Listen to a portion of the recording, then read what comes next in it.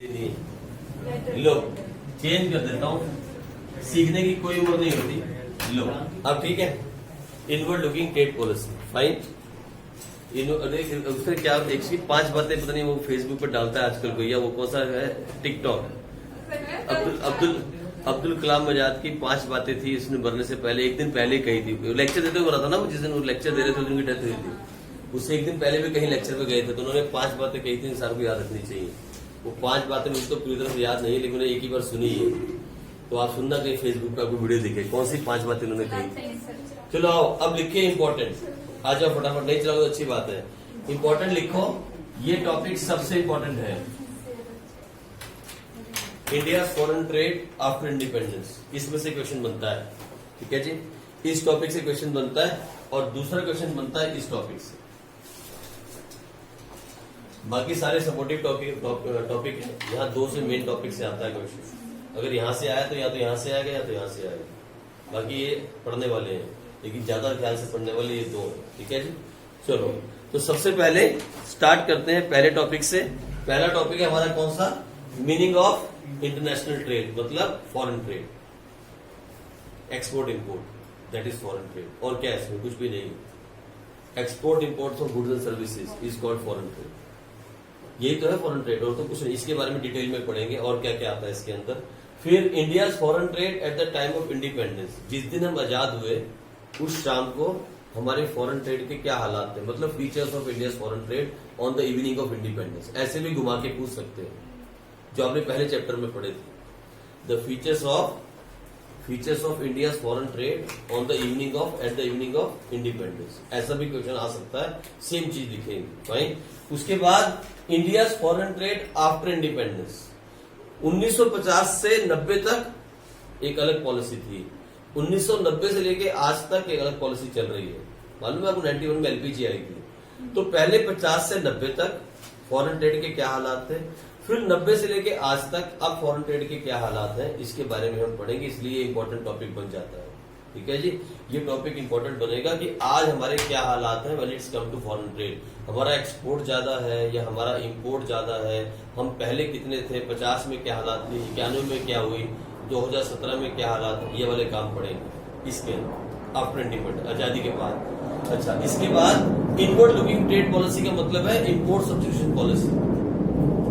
हम पढ़ चुके what is the meaning of import substitution, हमने ये बात अच्छे से पढ़ी, लेकिन यहां हम इसको और डिटेल से पढ़ेंगे। ठीक है, मतलब वो चीजें जो हम डेली यूज में लाते हैं या जो चीजें हम यहाँ प्रोड्यूस कर सकते हैं, उनके इंपोर्ट को बंद करना और यहाँ पे प्रोड्यूस स्टार्ट करना, that is called import substitution. वो हमने पढ़ा था कौन सा 11th क्लास में, थ्योरी ऑफ डिमांड के चैप्टर में। 2 तरह के गुड्स होते हैं, कौन कौन से? सब्स्टिट्यूट गुड्स और कम्प्लीमेंट्री गुड्स। सब्स्टिट्यूट कौन से होते हैं? जो ये नहीं तो वो यूज कर लो, जैसे कोक एंड पेप्सी, जैसे टी और कॉफी। तो यही चीज थी सब्स्टिट्यूट की। इसका मतलब हम इंपोर्ट ना करें, यही प्रोड्यूस कर ले इंडिया के अंदर, बाहर से ना मंगाए जाए। तो ये हम यहाँ पे पढ़ेंगे। फिर इसके क्या गुड इम्पैक्ट है और इसके क्या बैड इम्पैक्ट है, इन दोनों को पढ़ेंगे। और यहाँ आपको आंसर मिल जाएगा अपने उस छोटे से क्वेश्चन का जो मैंने पिछले उसमें पूछा था पेपर में। क्वेश्चन नंबर कौन सा है वो?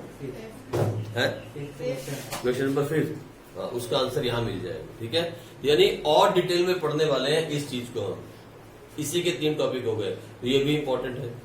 तो 2 टॉपिक के अंदर से पेपर आएगा, या तो इसके अंदर से या इसके अंदर से, बस। तो सबसे पहले पढ़ें what is the meaning of international trade. अब यहां से स्टार्ट करते हैं। कितना अच्छे से चैप्टर हमने रिवाइज किया। जब हम चैप्टर रिवाइज कर रहे थे यहाँ बैठ के 45 मिनट के अंदर, जब चैप्टर को रिवाइज कर रहे थे, तो वो सब जो टीम पीछे बैठी है वो टीम पीछे बैठ के मजे कर रही थी। हमने चैप्टर को रिवाइज किया, 15 नंबर के पेपर को हमने यहाँ बैठ के रिवाइज किया है, लेकिन घर जाके किसी ने भी नहीं पढ़ा। तेरी बात नहीं कर रहा हूँ, फिर तो 13.5 नंबर आए ना 15 में से, 13.5 तेरे। Very good. यानी अब 12 से नीचे है सबके, उसके बाद सबके 12 से नीचे है, उसके बाद सबके 12 से नीचे है। यानी 13.5 के बाद 12 और 12 से सब नीचे। ये हालात कब तक ऐसे चलाओगे? सोच के देखो आप, कब तक ये हालात। वही बात हो रही है ना, बन रहे 2 ग्रुप अब, एक पढ़ने वाला एक ना पढ़ने वाला। बन रहा है ना अपने आप से, अपने आप हो गया। अक्टूबर नवंबर तक ग्रुप बन जाते हैं। ये पढ़ने वाला ग्रुप, ये ना पढ़ने वाला ग्रुप। इन पे ज्यादा मेहनत की जाए, इन पे कम मेहनत की जाए। अब मेरी बात सुनो, मैं नाइट क्लासेस लगाऊं, सब बच्चों पे बराबर की मेहनत करूं, आप सोच के देखो होता क्या, टीचर के साथ क्या बीतती है। मैं नाइट क्लास लगाऊं, 8 घंटे यहाँ खड़ा होकर भोंकूं और सब पे बराबर की मेहनत करूं, और घर जाके कोई भी उसको तैयारी ना करे, कोई 4 बच्चे जो पढ़ने वाले हैं वो घर जाके उसको रिवाइज करें, तो मेरी तो सारी की सारी मेहनत बेकार हो गई ना। ये प्रॉब्लम है। अच्छा, दूसरा तरीका क्या है, मैं उन बच्चों को चुनूं जिनका कंफर्म है कि वो 95 से ऊपर आ सकते हैं, और उन पे मेहनत की जाए, और उनको कोशिश की जाए 95 से 100 तक पहुंचाने की। वो ज्यादा बेटर है या सबके साथ मेहनत की जाए, वो ज्यादा बेटर है। तो ऐसा टीचर अगर मैं सोचूं, और ऐसा प्रोफेशनल टीचर सोचूं कि अपने सेंटर का नाम बनाना है और 12 बच्चों की पिक्चर लगानी है, तो मुझे 7 ही बच्चों की जरूरत है जिनको टॉप करवाया जा सकता है, 90+ मतलब 95+। आप मेरी बात समझे? और यही हुआ था हमारे साथ लास्ट टू लास्ट ईयर, हमने ऐसा ही किया था। हमने बच्चे चुन लिए थे जो बच्चे सच्ची में पढ़ सकते हैं और 95% ला सकते हैं, उन्हीं पे मेहनत की गई। और लास्ट ईयर भी ऐसा ही हुआ। सारे बच्चों को पढ़ाने का मतलब नहीं है, पढ़ाने का मतलब उन्हीं बच्चों को है जो पढ़ना चाहते हैं। जब सामने वाला कह दे कि मैंने पढ़ना ही नहीं सर, जो मर्जी आप कर लो, फिर आप नहीं पढ़ा सकते। कोई भी टीचर हो, चाहे वो प्रोफेशनल टीचर हो, चाहे वो पैसे से प्यार करने वाला हो या पैसे से प्यार करने वाला ना हो, वो नहीं पढ़ा सकता जब तक बच्चा ना कहे सर मैंने पढ़ना है। आप समझ के देखो ना बात को। तो मैं बिना बात की रात को उठूं, सारी रात यहाँ पे खड़ा रहूं और मेहनत करूं। लास्ट ईयर हमने 6 या 7 क्लासेस लगाई होंगी नाइट क्लासेस। क्यों कम की? पढ़ने वाला कोई था ही नहीं। सब एक ही बात कहते थे, एक सुर के अंदर, सिर्फ 4-5 बच्चों को छोड़ के, क्या सर पास होना है। उनका यही टारगेट था। केवी स्कूल का तो कंप्लीट टारगेट यही था, सर पास करवा दो, बस पासिंग मार्क्स चाहिए, फेल नहीं होने चाहिए। तो फेल कोई भी नहीं हुआ, सारे पास हो गए, सारे पास हो गए। सच्ची कह रहा हूँ, उनका यही टारगेट था, सब पास होना है, सर पास करवाओ, और मैंने पास करवा दिए, सारे पास हो गए। सबसे कम नंबर वो ले गया, क्या नाम है इसका, वो क्या नाम है इसका, रमनजोत, लेकिन फिर भी वो भी पास हो गए, वो भी पास हो, सब पास हो गए, फेल कोई नहीं हुआ, किसी कंपार्टमेंट भी नहीं, सब पास। लेकिन वही पास होना है तो फिर रात की मेहनत का कोई मतलब नहीं है। फिर रातों रातों को मेरे को मेहनत मत करवाओ। तो बोलता है 4 दिन पहले मैं तैयारी करके आया हूँ, 4 दिन के बाद टेस्ट और नंबर 7.5 आते हैं। क्या तैयारी है? किस किस्म की तैयारी कर रहे हो? 1 घंटे के अंदर इस बुक में से कोई भी चैप्टर मैंने याद नहीं किए हुए हैं यार। आप 1 घंटा मुझे दे दो, इस बुक में से कोई भी चैप्टर दे दो और बोलो सर बुक टू बुक लिखना है, बुक से एक भी लाइन हटके लिखी तो नंबर काट दूंगा। बुक टू बुक लिखना है, पूरा बुक टू बुक। 1 घंटा दे दो, कोई भी बड़े से बड़ा चैप्टर, 1 घंटे का टाइम दे दो, उसके बाद मेरा टेस्ट ले लेना आप। और किताब की लैंग्वेज लिखनी है, किताब से हटके नहीं लिखनी। आपने अपनी लैंग्वेज नहीं लिखनी, किताब की लिखनी है। मैं book to book, word to word किताब का लिख दूंगा आपको 1 घंटे के बाद। इस एज में भी मेरा माइंड इतना काम करता है कि मैं एक बार अगर चीज को पढ़ लूं तो एटलीस्ट 4, 5, 7 दिन तो याद रहती है। मुझे जरूरत नहीं है ना याद रखने की पूरा साल, इसलिए मैं याद नहीं रखता हूं। आपको तो जरूरत है याद रखने की। आप मेरा टेस्ट ले लो, कोई एक चैप्टर देके इसके अंदर से सबसे बड़ा चैप्टर ढूंढ लो जिससे सबसे ज्यादा पेज हो, और 1 घंटे का टाइम दे दो और कहो सर एक भी वर्ड यहां से वहां नहीं होना चाहिए, बकायदा बुक की लैंग्वेज चाहिए। मैं बुक की लैंग्वेज लिख के आपको टेस्ट दे देता हूँ। और आप बोलते हो कि इतनी छोटी उम्र के अंदर, 17-18 साल की उम्र के अंदर आप एक चैप्टर याद नहीं कर सकते, फिर आपके दिमाग में कहीं प्रॉब्लम है, चेक करवाओ। फिर इसका मतलब कहीं ना कहीं समस्या है, फिर आपको डॉक्टर के पास जाने की जरूरत है भाई, अगर ऐसा है तो। क्योंकि आपके टाइम में तो हम एक बार पढ़ देते थे, जाते जाते तो वो याद हो जाता था, फिर भूलता ही नहीं था कई साल तक। ये तो उम्र के हिसाब से है, उम्र के हिसाब से मेमोरी पावर वीक होती जाती है। 46 हो गई, 46 में लग गया ऑलमोस्ट, तो 50 में तो वैसे मेमोरी पावर वीक हो जाएगी, आधी बातें भूल जाया करेंगे। फिर भी मैं याद रख सकता हूं अभी भी, लेकिन 1 घंटे का टाइम चाहिए मुझे। किसी भी एक चैप्टर को आप चूज करो, बड़े से बड़ा, और कोई भी टॉपिक दे देना उसके बाद, चाहे क्वेश्चन के अंदर से दे देना, चाहे बाहर से दे देना, मर्जी आपकी। मैं आपको पूरा लिख के दिखा देता हूं। यहां कोई चैप्टर है ही नहीं जिसमें 1 घंटे ज्यादा चाहिए इस बुक के अंदर, और आपको पूरा दिन मिला। और मैंने यहाँ रिवाइज करवाया ना, चैप्टर को रिवाइज नहीं किया हमने, यहाँ बैठ के पूरा चैप्टर रिवाइज किया। कितने मार्क्स आए? मैक्सिमम हाईएस्ट 13.5, और सबसे कम कितने चले गए? कितने सबसे कम? कौन है भारत के सबसे कम आए? 6। नॉनसेंस। लिखो मीनिंग ऑफ इंटरनेशनल ट्रेड। फटाफट से लिखो। Export and import of goods and services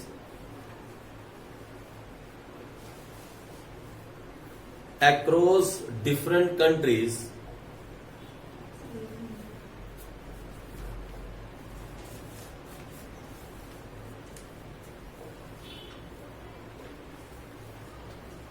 exports and imports of goods and services across different countries is called international trade. Different countries is called international trade, या इसे foreign trade भी कह सकते हैं। अभी आपसे पूछा डिफाइन फॉरेन ट्रेड, तो घबराने की जरूरत नहीं है, इट इज सेम डेफिनेशन। ठीक है जी, लिख लो ऑब्लिक करके फॉरेन ट्रेड, एफटी लिख दो, एफटी फॉरेन ट्रेड। ठीक है जी, इसी को फॉरेन ट्रेड भी बोलते हैं। लेकिन मेरी बात सुनो, हम लोग एक्सपोर्ट क्या करते हैं? एक कंट्री एक्सपोर्ट क्या करेगी पहले बताओ, है? और वो तो ठीक है, किस चीज को करते मैंने नहीं पूछा, हम क्या एक्सपोर्ट करेंगे जो हमारे पास फालतू होगा, जिस चीज की सरप्लस, जिस चीज की हमारे पास देश में इतनी डिमांड हो कि हम अपने देश की डिमांड को पूरा ना कर सक रहे हो, तो क्या हम उसको एक्सपोर्ट करेंगे? कभी भी नहीं करेंगे। हमेशा एक कंट्री एक्सपोर्ट क्या करती है? जो उसके पास सरप्लस है, जो सरप्लस है। और फिर एक्सपोर्ट करने के पीछे का बेसिक मोटिव क्या होता है?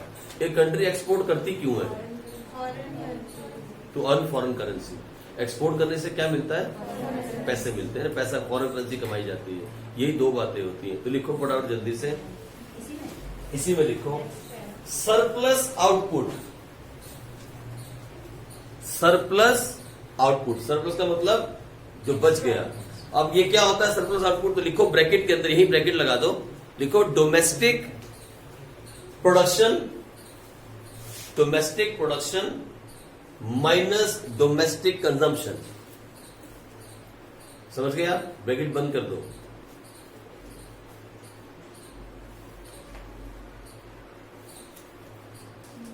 एक कंट्री क्या एक्सपोर्ट करेगी? Surplus output. क्या एक्सपोर्ट करेगी? Surplus output. अगर हमारी यहीं की डिमांड पूरी नहीं होगी तो एक्सपोर्ट नहीं कर सकते। एक्सपोर्ट वही होगा जो फालतू है, सरप्लस आउटपुट। और सरप्लस आउटपुट कैसे निकलता है? Domestic production minus domestic consumption. जो बच गया वो क्या है? अब एक नंबर में आ सकता है पेपर में, ऑलमोस्ट एक नंबर का बन गया। ठीक है जी, आपसे पूछा जा सकता है फिल इन द ब्लैंक्स में डाल के कि व्हाट इज सरप्लस आउटपुट, ये बात पूछी जा सकती है। तो चलो, so surplus output is exported to other countries.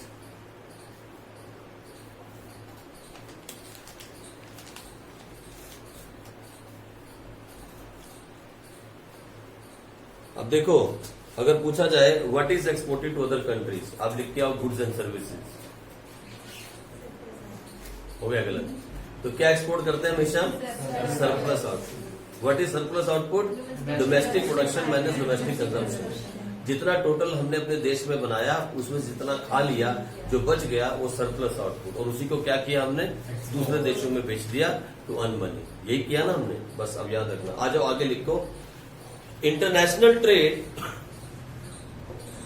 अब पॉइंट में लिख लो, पॉइंट्स में डाल लो, एक पॉइंट डालो फर्स्ट पॉइंट। अब इसके बारे में कुछ और बातें लिख लेते हैं। International trade facilitate international specialisation.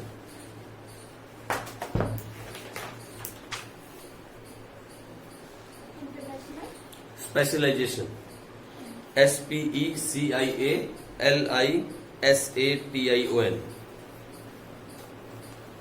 अब ये क्या होता है? What is international specialisation? अच्छा सुनो मेरी बात, इधर एक बात सोच के देखो। मान लो आपके पास ये बहुत आउटपुट है, सरप्लस आउटपुट। इतने प्रोड्यूस कर दिए आपने, इतने ज्यादा प्रोड्यूस कर दिए कि अब बेचने की जरूरत है, बाहर बेचने की जरूरत है। ये कवर है ना, ये मेड इन इंडिया ही है, इसमें लिखा हुआ है मेड इन इंडिया, पीछे लिखा है मेड इन इंडिया। हम यही बना सकते हैं। चश्मे बाहर के नहीं है, चश्मे चाइना से आए हुए हैं, कवर इंडिया का है? चश्मा चाइना का है अंदर। सही बात है, मैंने उससे पूछा था लेने से पहले, चश्मा चाइना का लेकिन कवर इंडिया बना रहा है। अब क्या करें? ठीक है जी, यही हमारे हालात है। यही हमारे हालात है 70 साल के बाद। देखो इधर मेरी बात सुनो, सरप्लस आउटपुट को आप बाहर बेच सकते हो, ये बात सच है, लेकिन कौन सा माल बाहर बिकेगा? कुछ भी बिक जाएगा? जिसकी डिमांड है। अच्छा डिमांड तो है, कुछ भी बिकेगा? क्या होना चाहिए? अरे भाई क्वालिटी भी होनी चाहिए और कम्पिटिटिव प्राइस भी तो होना चाहिए। आप जब किसी देश में अपना ये सरप्लस आउटपुट बेचने जाओगे, अगर वही ये चीज वो देश में बन रही है 2 रुपए में, तो क्या 10 में बेच दोगे? नहीं बेच पाओगे। कम्पिटिटिव प्राइस भी होना चाहिए और गुड क्वालिटी भी होनी चाहिए। तो लिखो, यहीं पे नीचे लिखो, ब्रैकेट डाल के लिखो, international specialisation is based on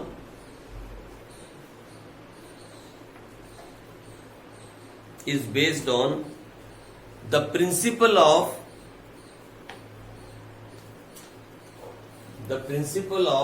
comparative cost, based on the principle of comparative cost। समझ गए मेरी बात आप?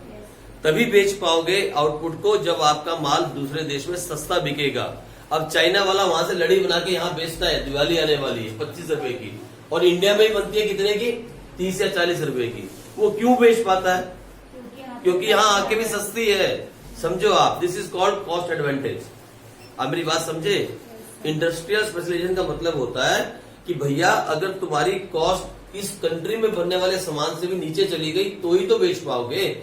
आज चाइना वाली सारी लड़ियां यहाँ पे लगेंगी दिवाली पे, चाइना की लगेंगी, इस बार कम लगेंगी। हमारे घर में तो पहले भी नहीं आती, लेकिन हम चाइना का माल नहीं लेंगे, हमने कसम खा ली। बस जो है वही है, इसके बाद नहीं आए। नहीं जो है वो है, इसके बाद नहीं आए। अब चाइना का सामान नहीं है, और बहुत देशों ने कसम खाई है, सिर्फ इंडिया वाले लोगों ने नहीं, ऑस्ट्रेलिया से भी कसम खाई है, कनाडा के अंदर भी कसम खाई गई है कि चाइना का सामान नहीं लेंगे। ताइवान भी चाइना से लड़के बैठा हुआ है इस टाइम, तो बहुत सारे देश अलग हो रखे हैं इस टाइम। अब सुनो इधर मेरी बात सुनो, दिमाग में रख के सोचो, व्हाट इज द मतलब, what is the meaning of industrial specialisation? क्या मतलब है? हाँ, व्हाट इज द मतलब ऑफ, क्या मतलब है बताओ? It is based on the principle of cost advantage, यानी कंपैरेटिव कॉस्ट। यानी अगर आपकी कॉस्ट दूसरे के कंपेयर में कम होगी तो ही तो आप माल को बेच पाओगे, जो कि आपके देश में हो रहा है, चाइना वाला कर रहा है। समझ में आई बात? लिखो पॉइंट नंबर 2, इंटरनेशनल ट्रेड, या second point, international trade helps in finding the market,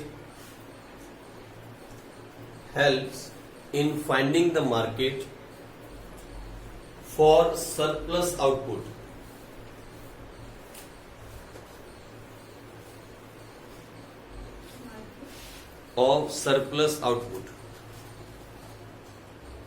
Point number 3 लिखो, इंटरनेशनल ट्रेड facilitate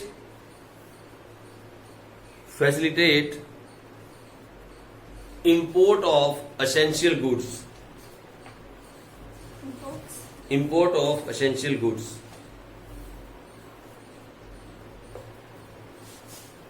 क्योंकि इंटरनेशनल ट्रेड का मतलब है इंपोर्ट एंड एक्सपोर्ट दोनों, सिर्फ एक्सपोर्ट नहीं इंपोर्ट भी होता है उसके अंदर। ठीक है जी, चलो आगे लिखो, international trade, point number 4, international trade help to earn, बोलो क्या? Foreign exchange, helps to earn foreign exchange, which is very essential for dash countries। कौन सी countries? Developing countries. Very good, पढ़ो साथ साथ चल, developing countries.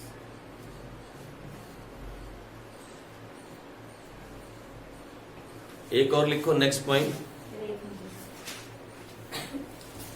International trade promotes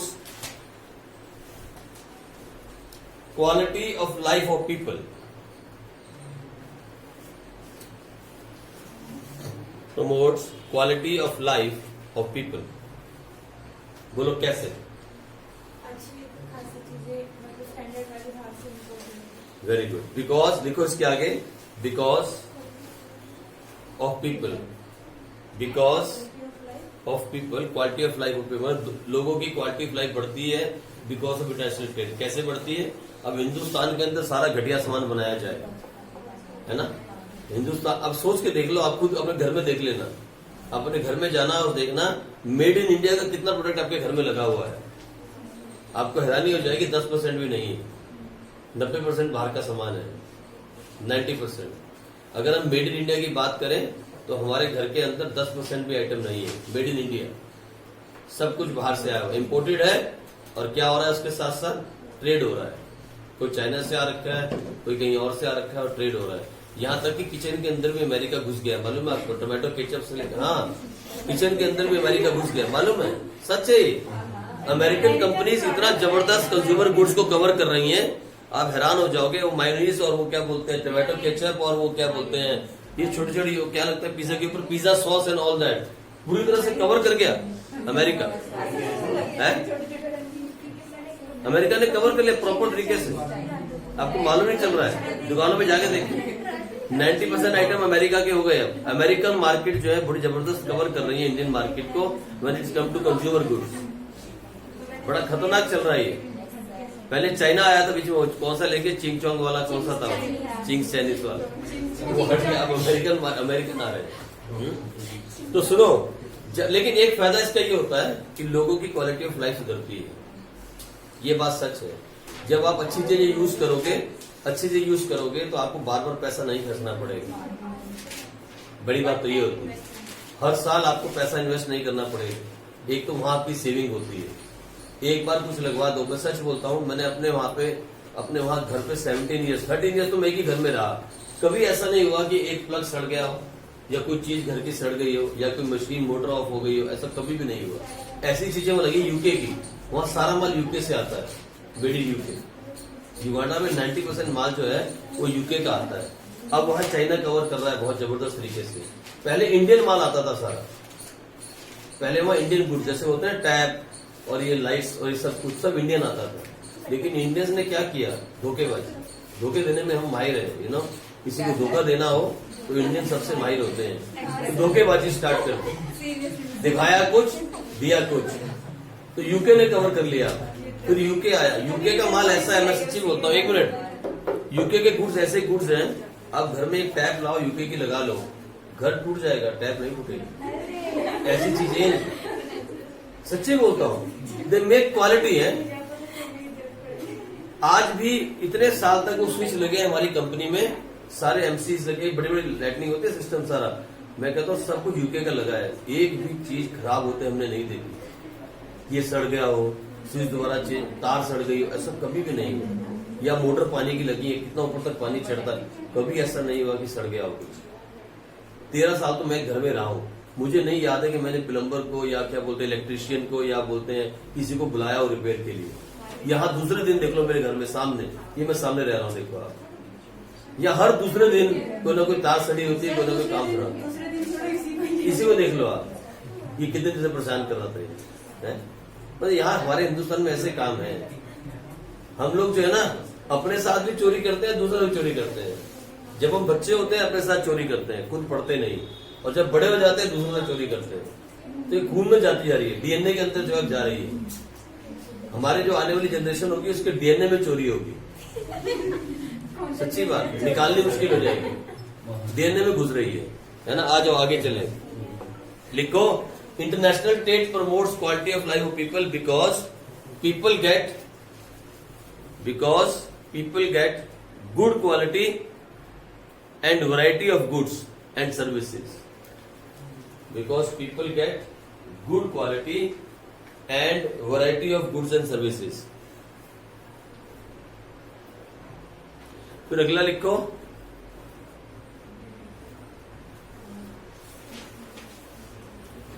international trade promotes या increase कर लो,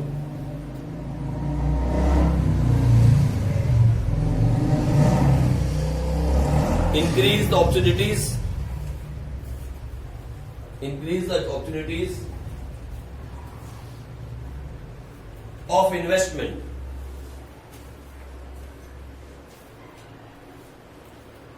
through expansion of market.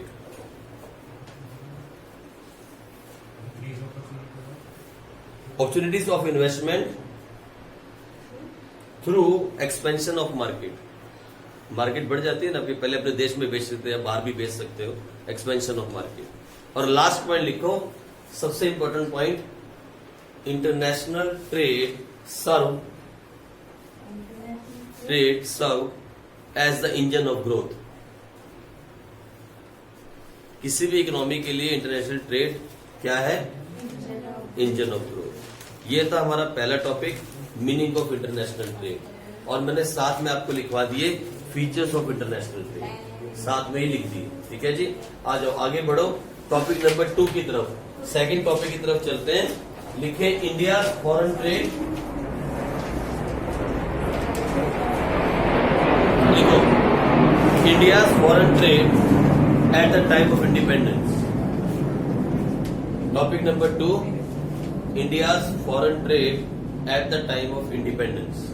हमारे क्या हालात थे जब हम आजाद हुए, उस टाइम पे इंडिया के फॉरेन ट्रेड के हालात क्या थे। लेकिन मैं आपको बताऊं, आपको जान के हैरानी होगी, हमारे एक्सपोर्ट्स ज्यादा थे और हमारे इंपोर्ट्स कम थे, मतलब हम सरप्लस में चल रहे थे। लेकिन एक्सपोर्ट तो वही हो रहे थे ना, रॉ मटेरियल। इंडिया का जो बैलेंस हो, नहीं पैसे की बात करते हैं, वो क्या हो रहा था, तो ड्रॉबैक्स थे। लेकिन पैसे की बात करें तो हमारा जो इंटरनेशनल ट्रेड था ना, जिसे कहते हैं बैलेंस ऑफ ट्रेड, वो हमारा सरप्लस में था।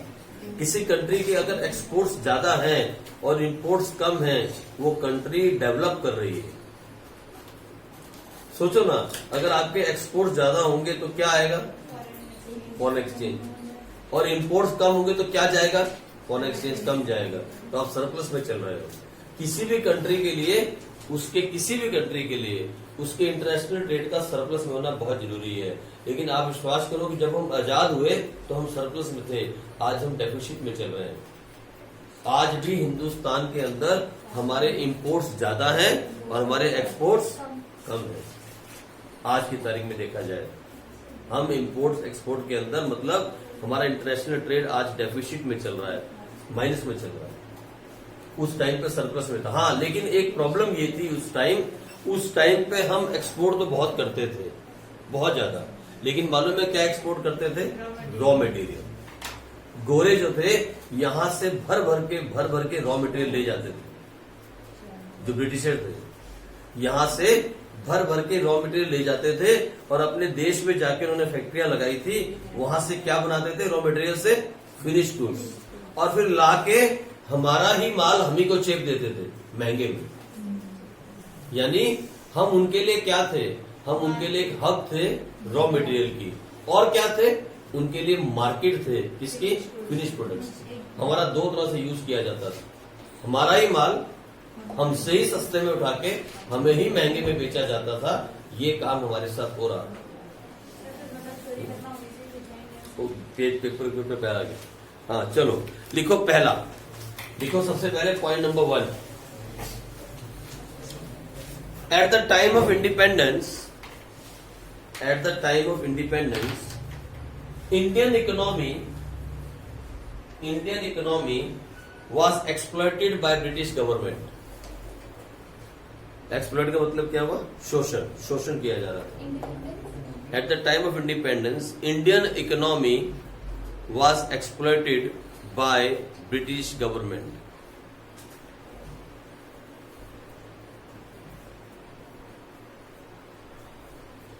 Point number 2, the British used our natural resources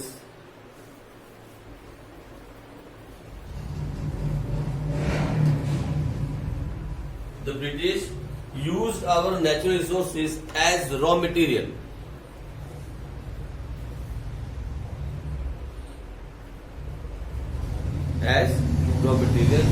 and Indian market for the British industrial goods। for the British industrial goods. Point number 3, very important point. India's balance of trade, BOT. India, आप पढ़ोगे इसके बारे में क्या होता है. जब हम मैक्रो इकोनॉमिक्स में लास्ट चैप्टर पढ़ेंगे तो आप यहां पढ़ोगे, वहां समझोगे आप what is the meaning of BOP and BOT. ठीक है, इसलिए ज्यादा डिटेल में नहीं जाएंगे. India's balance of trade was a favourable balance. India's balance of trade was a favourable balance. It means exports were greater than imports.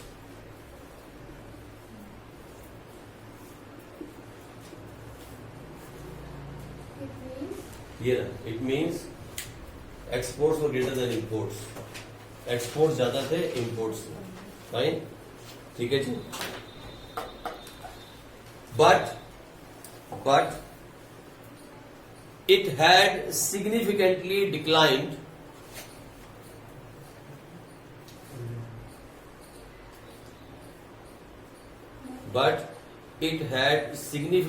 declined due to the decay of Indian handicrafts.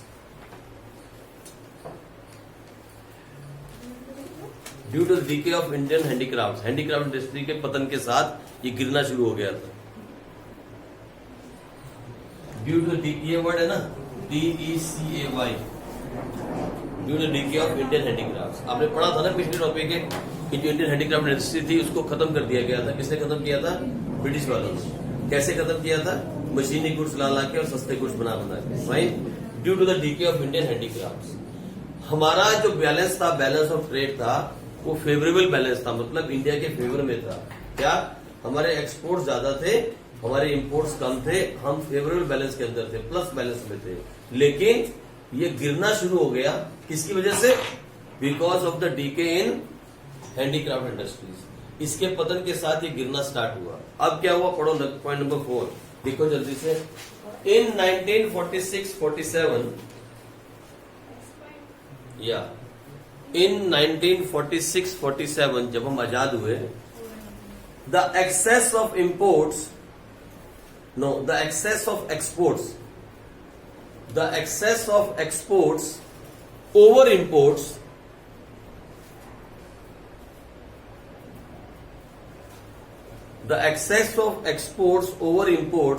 was estimated to rupees 31 crore. Rupees 31 crore. यानी हमारा जो balance of trade का balance कितना था? 31 करोड़. जो हमारे exports थे वो हमारे इंपोर्ट से कितने ज्यादा थे? 31 करोड़ का डिफरेंस था दोनों के बीच में. बट इन 1947-48, ठीक आजादी के अगले साल, but in 1947-48 it reduced to 14 crore.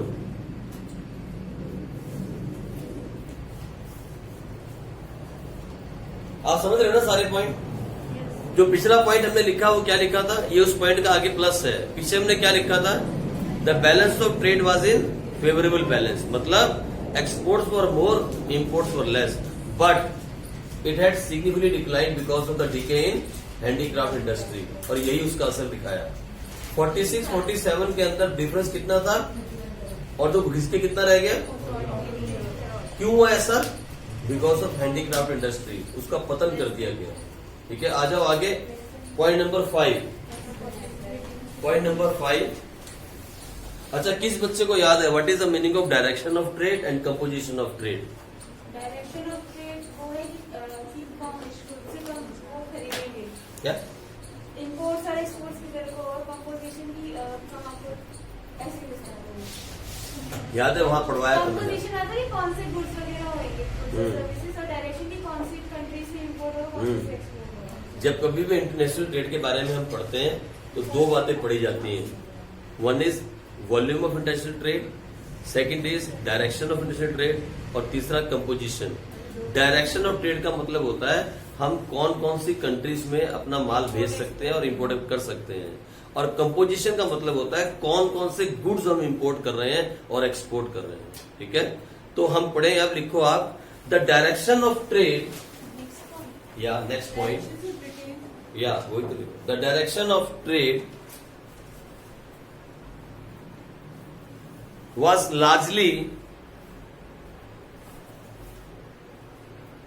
largely restricted to Britain. Restricted. Yeah, restricted to Britain. The British rulers used the Indian economy as, बोलो, as, Indian economy. yeah, as As a raw material. as a source of raw material and बोलो, Market of finished goods. and market of finished goods. Very good. And a market of finished goods. अब फिर याद रखना, the direction of trade का मतलब होता है which countries we were exporting and importing. तो सुनो, पता है आजादी के टाइम पे क्या था, हमारा 90% एक्सपोर्ट कहाँ था मालूम है? ब्रिटेन। और 95% इम्पोर्ट मालूम है कहाँ से था? ब्रिटेन। ब्रिटेन वालों ने क्या किया, हमारे रॉ मटेरियल को ले गए, वहां पे गुड्स बनाए और हम ही को बेच दिए। तो हमारा रॉ मटेरियल कहाँ जाता था? और वहां से इम्पोर्ट से क्या आता था? Finish goods. ये हमारे साथ चल रहा था, वही इसका मतलब है। लेकिन what is the meaning of direction of trade, ये आपसे पूछा जाएगा, आगे हम पढ़ेंगे और डिटेल में। डायरेक्शन ऑफ ट्रेड का मतलब है countries, which countries we were exporting and importing. What is the meaning of composition of trade, composition of trade का मतलब है which goods we are importing exporting. जब बात कंपोजिशन की होगी तो गुड्स की होगी, जब डायरेक्शन की होगी तो दिशा, किस दिशा में हम माल को भेज रहे थे, कौन सी दिशा में। Direction means which countries, composition मैंने विच गुड्स। ये मैंने वहां भी लिखवाया था और आपको समझाया था, it is very important point. ये जब भी हम फॉरेन ट्रेड के बारे में पढ़ेंगे तो आपको 3 बातें पढ़नी है, volume, direction and composition. Volume अब इसमें ऐड हो जाएगा ना, वॉल्यूम, ठीक है जी। तो लिखो आप द नेक्स्ट पॉइंट में, the composition of trade, the composition of trade indicated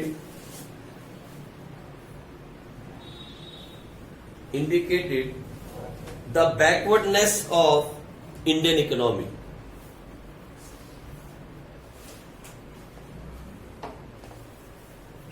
The composition of trade indicated the backwardness of Indian economy. क्यों लिखो? Because our exports include, लिख लो अपने आप, Cotton. our exports include largely raw material